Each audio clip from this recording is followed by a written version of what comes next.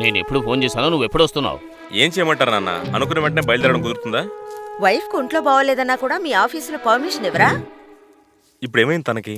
నువ్వు వెళ్ళిన వెంటనే లోపలికి వెళ్ళి పడుకుంది, ఇంతవరకు లేవలేదు. కళ్ళు తిరుగుతున్నాయని చెప్పింది.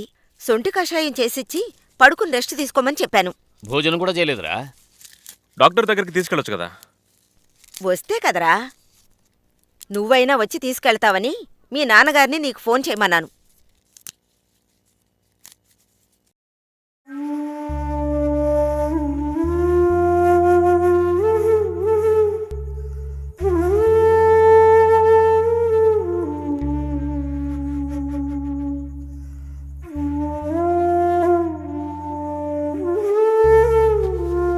ఏమైంది నీకు?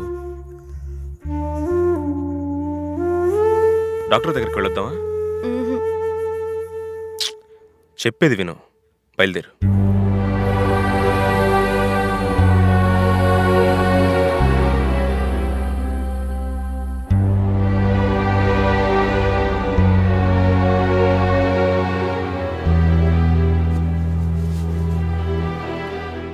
నీ ప్రాబ్లం ఏంటమ్మా? అంతా నార్మల్గానే ఉంది కదా, టెంపరేచర్ కూడా లేదు. మాకు పెళ్ళయి 2 సంవత్సరాలు అవుతుంది డాక్టర్. ఇంకా మాకు పిల్లలు లేరు. అందుకే ఏం చేయాలని కన్సల్ట్ చేయడానికి వచ్చాం. 2 ఏళ్లే కదా అయింది.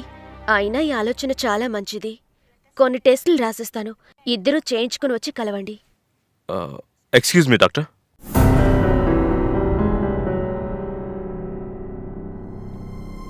ఒక్క నిమిషం బయటికి రా.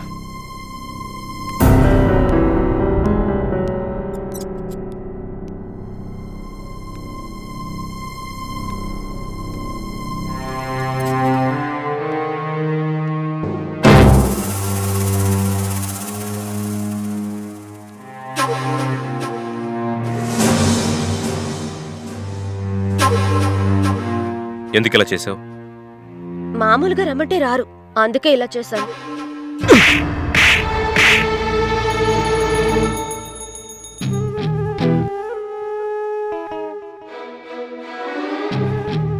చెప్పండి మేడం. తను రూప నాకు బాగా కావలసిన అమ్మాయి. నా కూతురు లాంటిదే అనుకోండి. భర్త పద్ధతి బాగాలేదు. మీరే దీనికి విడాకులిప్పించాలి. పెళ్ళయ్యి ఎన్ని సంవత్సరాలు అవుతోంది? 2 సంవత్సరాలు.